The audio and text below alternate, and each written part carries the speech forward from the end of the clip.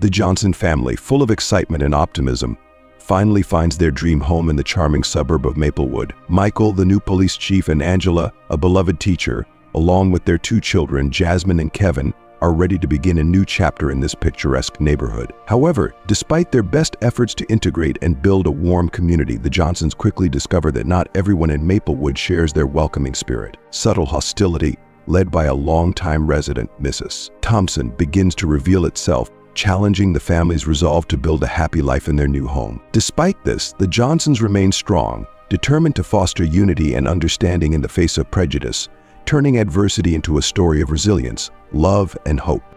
If you are not subscribed, I recommend you subscribe and activate the bell so you don't miss any videos.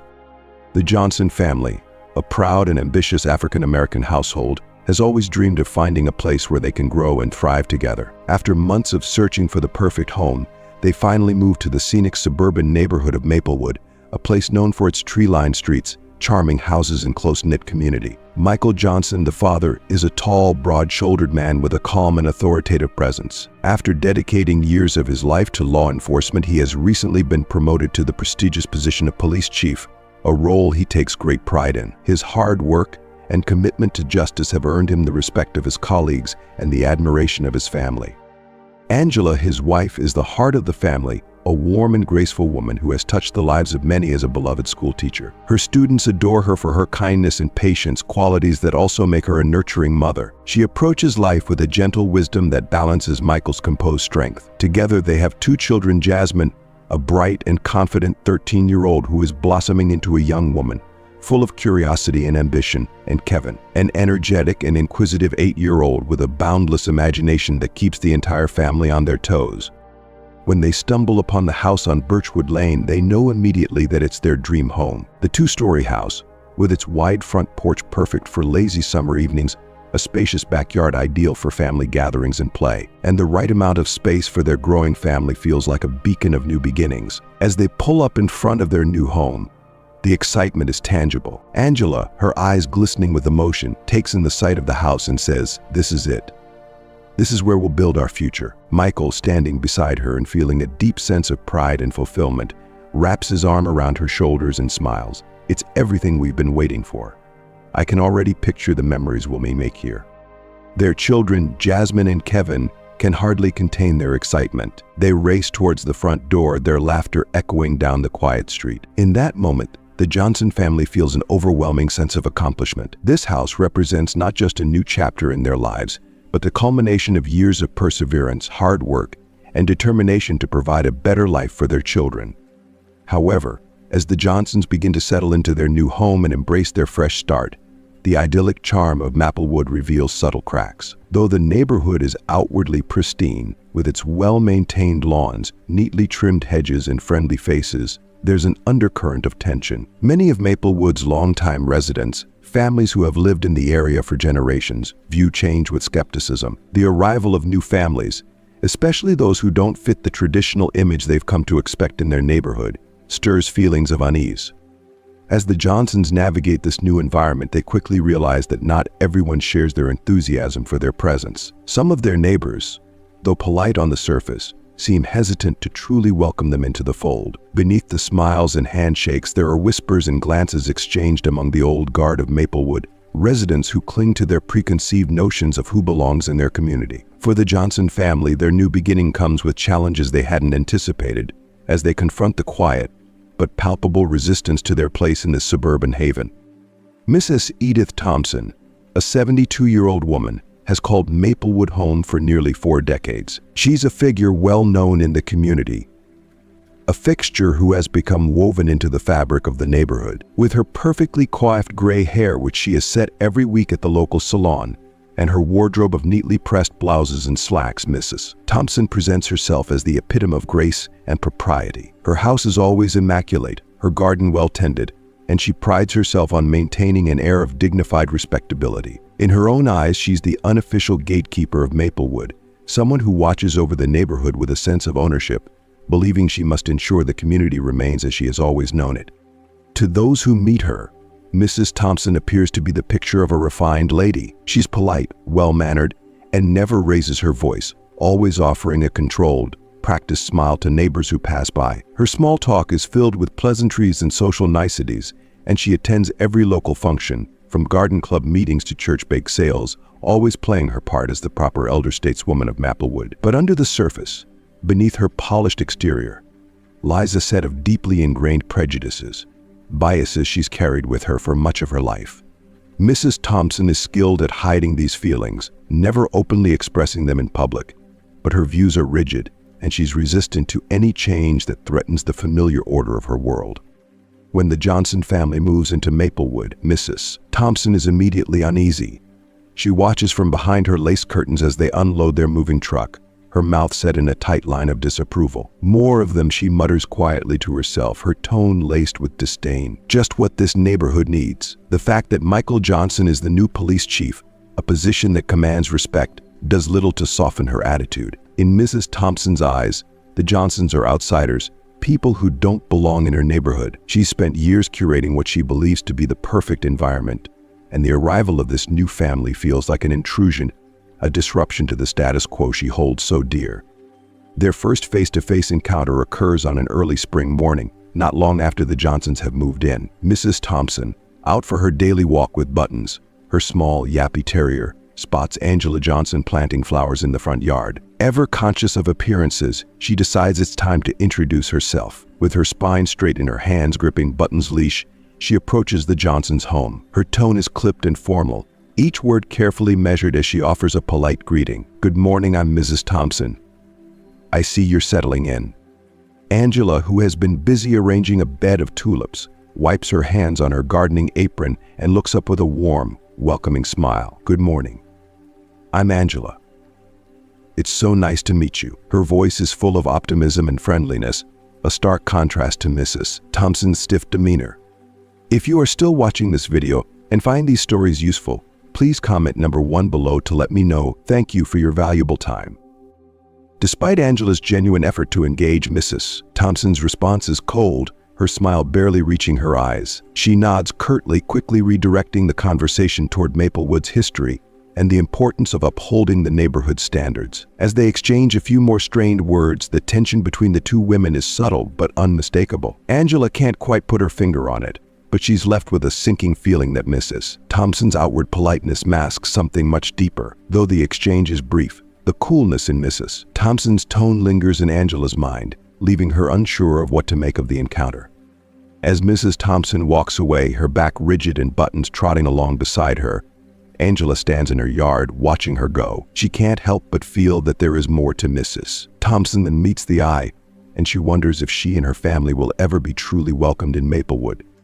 As the days turn into weeks, the Johnson family finds themselves navigating a mixed bag of reactions from their new neighbors. Some of the residents are warm and welcoming, stopping by to introduce themselves or waving enthusiastically when they see the Johnsons out and about. Others, however, are more reserved, offering little more than polite nods, brief greetings, or an occasional wave, never lingering long enough for a meaningful conversation to develop. Michael, always the optimist and determined to make a positive impact in the community, decides to take a more proactive approach. He sets his sights on Mrs. Thompson, an older woman who lives just a few doors down and who has so far remained cool and distant. One afternoon, Michael decides to visit her, hoping to break the ice. He walks up to her front door and knocks, mentally rehearsing a friendly introduction. When Mrs. Thompson finally answers, her expression is guarded, her body language stiff. Michael does his best to be personable, extending a warm greeting and trying to engage her in casual conversation. However, it quickly becomes apparent that his efforts aren't having the desired effect. Mrs. Thompson responds with curt, clipped phrases, her tone conveying a clear message. She isn't particularly interested in getting to know her new neighbors. She listens just long enough to be polite, but her frosty demeanor leaves Michael feeling like his friendly gesture has fallen flat. Angela, who has been observant of the interactions from the beginning, also senses the subtle hostility from Mrs. Thompson. Later that evening, she voices her concerns to Michael, saying, "Did you notice how cold she was? She didn't seem very friendly at all." Angela can't help but feel unsettled by the older woman's distant attitude, which contrasts sharply with some of the other, more welcoming neighbors. In an attempt to ease her worries, Michael suggests that Mrs. Thompson might simply be set in her ways, perhaps reluctant to embrace change or new faces. He tries to be optimistic, hoping that with time she might soften and open up, but deep down, Both Michael and Angela can't shake the uneasy feeling that there's something more behind Mrs. Thompson's cool reception, something they can't quite put their finger on. Despite this underlying tension, the Johnsons remain committed to making the most of their new environment. They attend local community events, explore the nearby parks, and take every opportunity to get involved in neighborhood activities. To foster stronger connections, they even go so far as to host a small housewarming party, inviting several of their new neighbors for an evening of drinks, conversation, and laughter. While some of the guests are friendly and receptive, Mrs. Thompson remains conspicuously absent, continuing to keep her distance. The subtle exclusion from Mrs. Thompson becomes more pronounced over time. She seldom acknowledges the Johnsons when they pass by her house, often averting her gaze or offering only the briefest of nods. On more than one occasion, she conveniently forgets to include them in neighborhood gatherings, something that doesn't go unnoticed by the other residents. When she does interact with them, her words are laced with passive-aggressive undertones, her comments seemingly innocent on the surface but carrying a sting that leaves Angela and Michael feeling uncomfortable. The Johnsons, ever determined to remain positive and engaged, continue to put their best foot forward, but Mrs. Thompson's persistent coldness lingers in the back of their minds, a reminder that not everyone in the neighborhood is ready to welcome them with open arms. One bright afternoon, as Mrs. Thompson strolls down the tree-lined street of Maplewood with her small dog trotting by her side, she passes the Johnsons' house. Michael, who had resolved to always approach their neighbors with kindness and positivity, smiles warmly and waves, calling out a friendly greeting. Despite his best efforts, Mrs. Thompson's response is distant. She glances his way briefly, her expression cold and unreadable, and continues walking without so much as a nod of acknowledgement. A wave of frustration washes over Michael as he watches her retreating figure. Later that evening, as he sits down with his wife Angela, he sighs and expresses his growing concern. "I don't know what it is with her," Michael says, shaking his head. "I've been nothing but friendly every time I see her, but it's like she has this wall up. No matter what I do, she just shuts me out." Angela, who had sensed the same frosty demeanor in their encounters with Mrs. Thompson, nods thoughtfully. "I've noticed it too," she replies, her voice tinged with a mix of frustration and disappointment. "It's like she doesn't want us here. I don't know if it's something personal or just the fact that we're new to the neighborhood."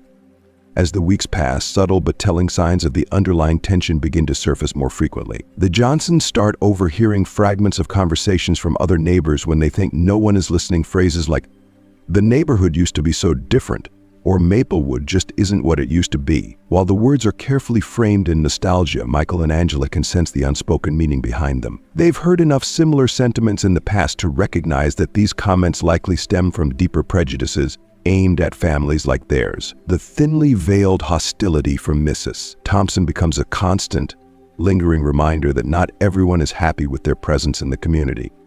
Still, despite these subtle and disheartening challenges, the Johnsons refuse to be dissuaded from building the life they've envisioned in Maplewood. Michael, who has recently taken on the significant responsibility of becoming the town's new police chief, is determined to rise above the negativity. He channels his energy into making a real difference in the community, focusing on bridging divides and improving relationships between the police force and residents. Angela, meanwhile, finds comfort in her passion for teaching. In her classroom, she fosters a supportive and inclusive environment for her students, many of whom come from various cultural and economic backgrounds. The diversity in her students is a source of inspiration for Angela, reminding her that, even in the face of prejudice, there are places where different voices can come together. If you are still watching this video and find these stories useful, please comment number 2 below to let me know that you are still watching this video with me. Thank you for your valuable time. Their children, Jasmine and Kevin, are also beginning to find their footing in their new surroundings. Although the transition hasn't been without its struggles, they are slowly adjusting to their new school, making friends and discovering the familiar rhythms of their daily lives. The Johnsons remain steadfast, hopeful that with time and perseverance, they will be accepted and thrive in their new community, determined to contribute to its growth and change for the better. One evening, Angela decides to put an idea into action that has been percolating in her mind for several weeks: hosting a neighborhood barbecue. She envisions it as an opportunity not only to get better acquainted with their new neighbors, but also to celebrate Michael's recent promotion to police chief and to help the family integrate more smoothly into the community. Excited by the prospect, the Johnson family quickly rallies behind the plan. Angela takes on the task of crafting a menu that will cater to a wide range of tastes, ensuring that there are options for everyone, from meat lovers to vegetarians. She meticulously plans each dish, aiming to create a spread that reflects her warm hospitality and culinary skills. Meanwhile, Michael focuses on preparing the backyard for the event. He sets up the grill, arranges seating, and makes sure the space is inviting and ready for the influx of guests. Jasmine, eager to contribute, designs and creates vibrant, handcrafted invitations to personally distribute to their new neighbors.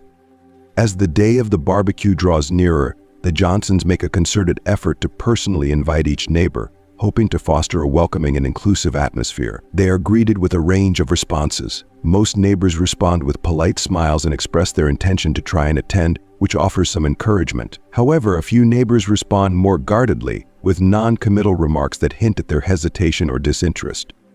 Angela, aware of the frosty reception they've received from Mrs. Thompson, a longtime resident known for her reserved nature, decides to extend an invitation to her as well. She hopes that by including Mrs. Thompson, she might help bridge the gap and foster a more amicable relationship. When Angela and Jasmine approach Mrs. Thompson's home with the invitation in hand, they are greeted with the same icy demeanor as before. Mrs. Thompson, with a cool and detached tone, accepts the invitation but makes it clear that she has no plans to attend. Despite the chilly reception, Angela maintains her composure and graciously tells Mrs. Thompson that they would be delighted to have her join them but completely understand if she is unable to make it. Angela's politeness and warmth are unwavering, even in the face of Mrs. Thompson's disinterest.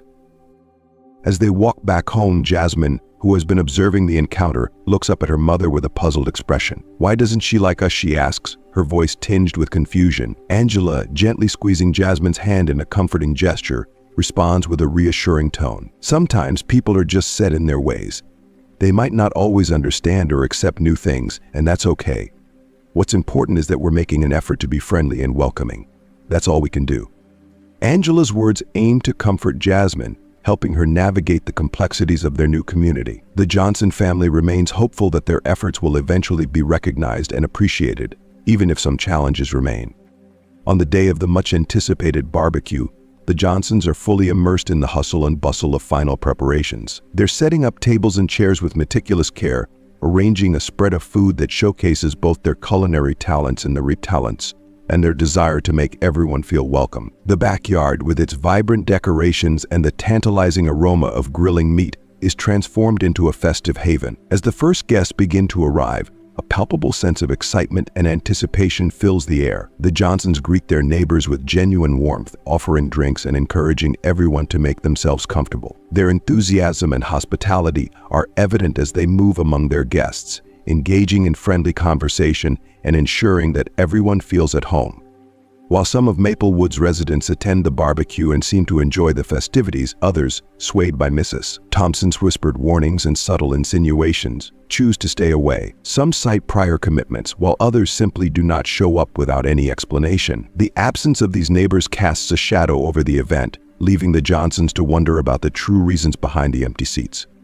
As the barbecue progresses, Mrs. Thompson's growing agitation becomes increasingly apparent. From her vantage point inside her home, she watches with a mix of disdain and jealousy as the Johnsons host what appears to be a successful and joyful gathering. The sound of laughter, the sight of happy faces, and the enticing smell of grilled food all seem to fuel her resentment. Unable to tolerate the sight of the Johnsons' apparent success and the disruption to her carefully yayness of order, Mrs. Thompson's frustration boils over. In a fit of irritation, Mrs. Thompson picks up the phone and dials 911. Her voice carefully measured as she reports a supposed disturbance. She paints a vivid and exaggerated picture of loud music, shouting, and suspicious behavior, even going so far as to hint at possible illegal activity. Her call, fueled by deep-seated prejudices, is a calculated attempt to undermine the Johnsons' efforts and disrupt their event. If you are still watching this video and find these stories useful, please comment number 3 below to let me know that you are still watching this video with me. Thank you for your valuable time.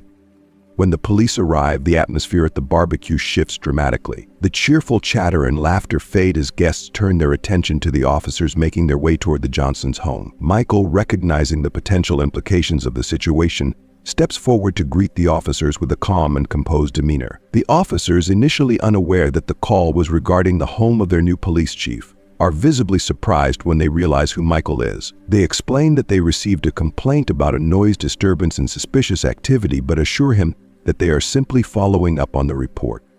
Michael, with a reassuring tone, invites the officers to inspect the backyard. As the officers conduct a cursory inspection, the tension among the guests is palpable. Angela, standing by Michael's side, whispers, "I can't believe this is happening." Michael, though trying to maintain a calm exterior, feels a gnawing sense of being unfairly targeted. He reassures Angela that everything will be all right, even as he internally grapples with the realization that their new neighbors are facing hostility.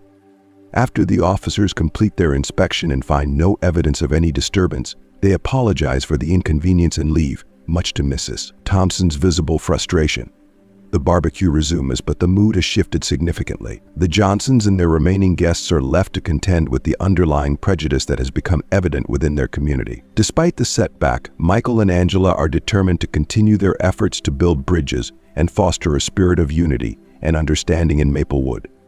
In the weeks that follow, Michael takes proactive steps to address the simmering tensions in the neighborhood. He organizes a community meeting, extending invitations to every resident with the hope of fostering open dialogue and promoting mutual respect. The meeting, held in a local community center, provides a platform for residents to voice their concerns, share their perspectives, and work towards greater understanding. While some, including Mrs. Thompson, remain resistant to change and cling to their biases, others begin to see the Johnsons not as outsiders but as valuable additions to their community. Through persistent effort and a commitment to inclusivity, the Johnsons gradually began to break down the barriers of prejudice that initially greeted them. The path to acceptance and unity is not without its challenges, but Michael and Angela remain resolute in their vision of a neighborhood where everyone is welcomed and treated with dignity, regardless of their background. Their dedication to building a more inclusive community serves as a testament to the power of perseverance and the belief in the potential for change. As we've seen in this story, overcoming prejudice and fostering unity in a community requires perseverance, patience, and understanding. The Johnson family's journey reminds us that while challenges may arise, it's possible to make a difference through kindness and determination. What have you learned from their experience so far? Take a moment to reflect and comment below on one thing you've learned and will put into practice in your own life.